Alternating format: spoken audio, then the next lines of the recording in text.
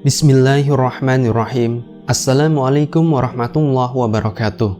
Sahabat yang dirahmati Allah, Rasulullah SAW wafat pada hari Senin, bulan Rabiul Awal tahun 11 Hijriah. Beliau wafat pada usia 63 tahun dengan meninggalkan pedoman hidup berupa Al-Quran dan As-Sunnah kepada umatnya.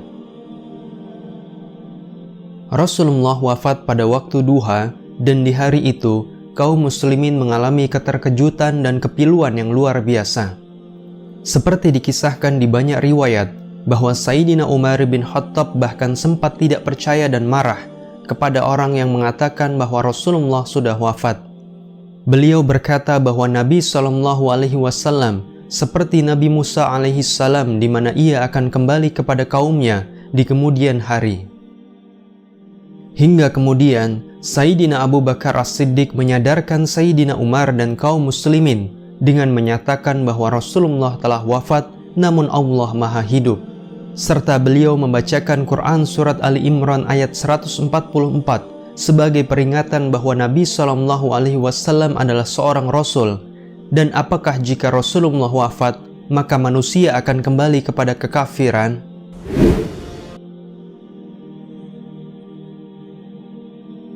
Sahabat yang dirahmati Allah, masih di hari wafatnya Rasulullah, saat itu Ali bin Abi Thalib bersama Az-Zubair bin Al-Awwam dan Thalha bin Ubaidillah menyendiri di rumah Fatimah.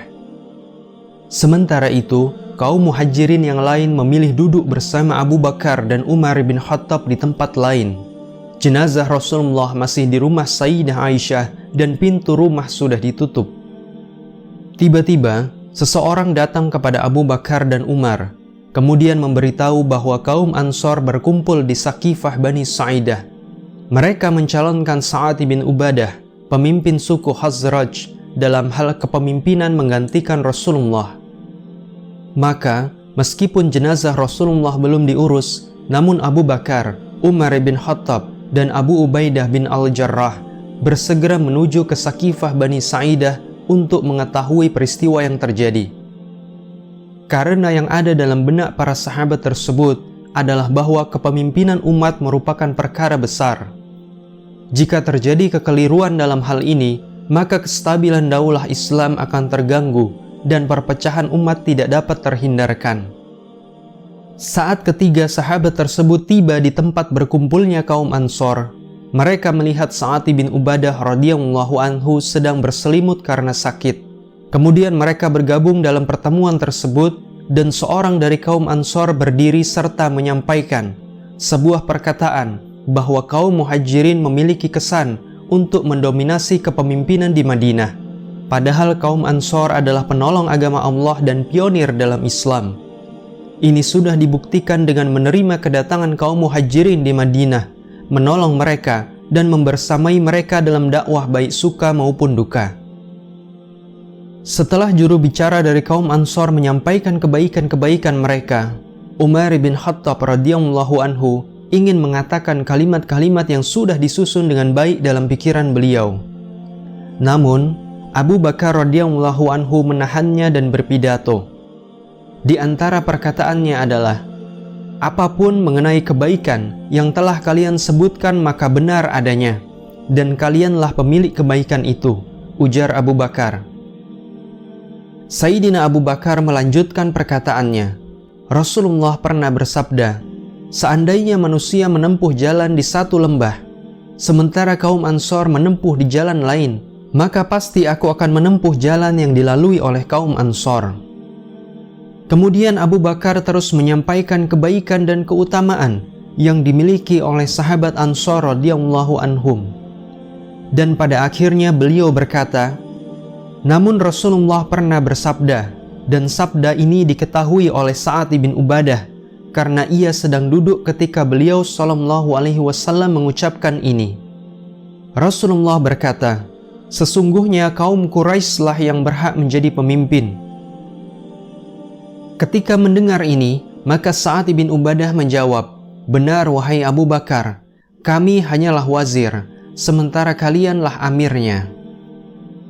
Abu Bakar radhiyallahu anhu kemudian menarik tangan Umar bin Khattab dan Abu Ubaidah bin Al-Jarrah untuk membaiat satu di antara mereka berdua.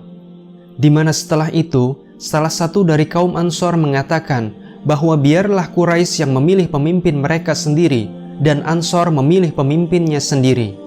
Artinya, akan ada dua kepemimpinan, satu milik Quraisy dan satu lagi milik kaum Ansor.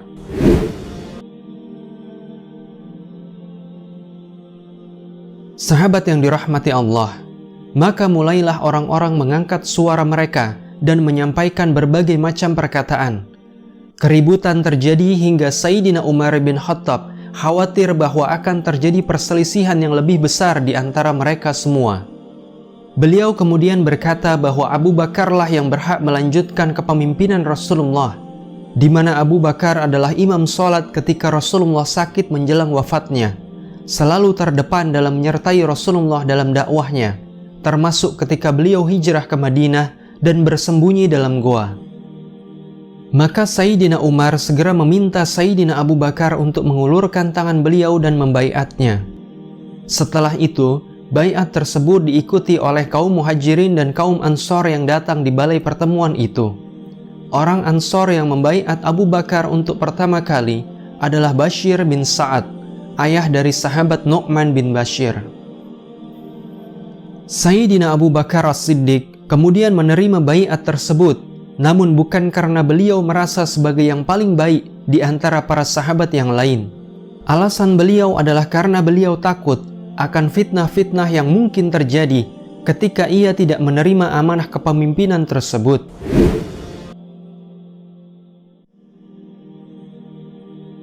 Peristiwa baiat terhadap Abu Bakar As-Siddiq terjadi pada penghujung hari Senin, dan keesokan harinya, pada Selasa pagi, seluruh kaum Muhajirin dan Ansor berkumpul di Masjid Nabi untuk menyempurnakan baiat mereka kepada Khalifah Abu Bakar.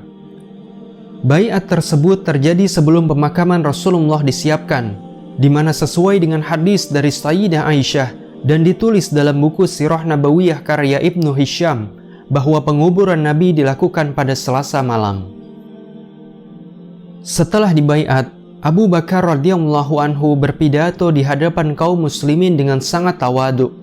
Di antaranya beliau mengatakan bahwa diangkatnya ia menjadi pemimpin bukan karena ia yang paling baik di antara semua manusia. Maka Sayyidina Abu Bakar meminta untuk selalu diingatkan ketika beliau salah, dan beliau sebagai pemimpin berpesan agar umat selalu menaatinya selama beliau taat kepada Allah dan Rasul-Nya.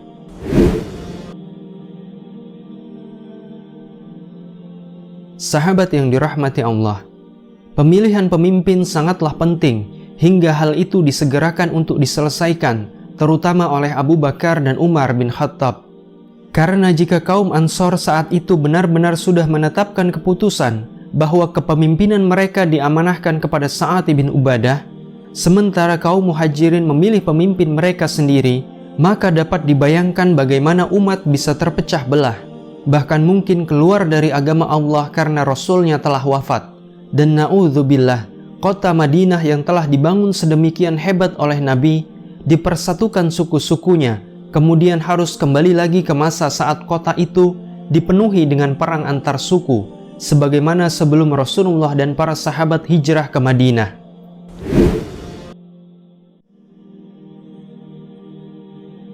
Segala puji bagi Allah, sahabat-sahabat mulia telah menetapkan Abu Bakar As-Siddiq sebagai pemimpin pengganti Rasulullah.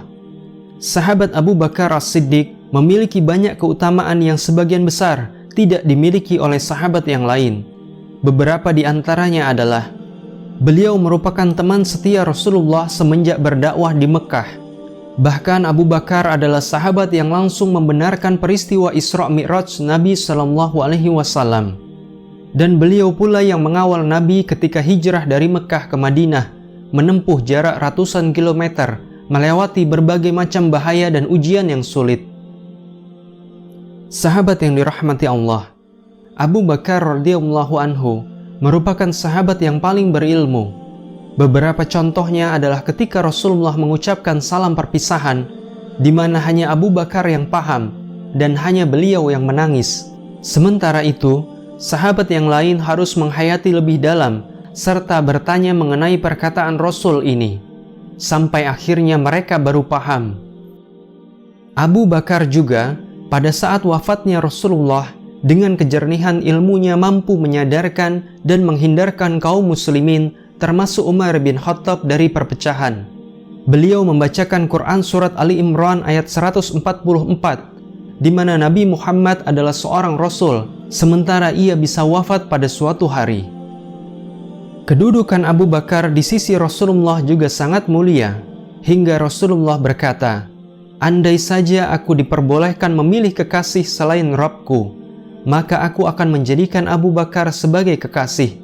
Namun cukuplah persaudaraan se-Islam dan kecintaan karenanya." Abu Bakar radhiyallahu anhu juga merupakan laki-laki pertama yang dicintai Rasulullah. Sebagaimana sabda beliau dari Amr bin As, "Wahai Rasulullah, siapakah orang yang paling engkau cintai?" Beliau sallallahu alaihi wasallam menjawab, "Aisyah."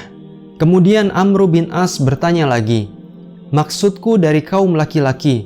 Beliau menjawab, "Ayahnya Aisyah, yaitu Abu Bakar." Kemudian Amr bertanya lagi, "Kemudian siapa lagi ya Rasulullah?" Beliau menjawab, "Umar bin Khattab." Dan beliau sallallahu alaihi wasallam kemudian menyebutkan beberapa orang-orang yang dicintainya. Kemudian, alasan yang paling utama Abu Bakar dipilih oleh kaum muslimin, selain karena kebaikan-kebaikan beliau di atas, adalah karena beliau merupakan imam sholat kaum muslimin ketika Rasulullah sedang sakit sebelum wafatnya.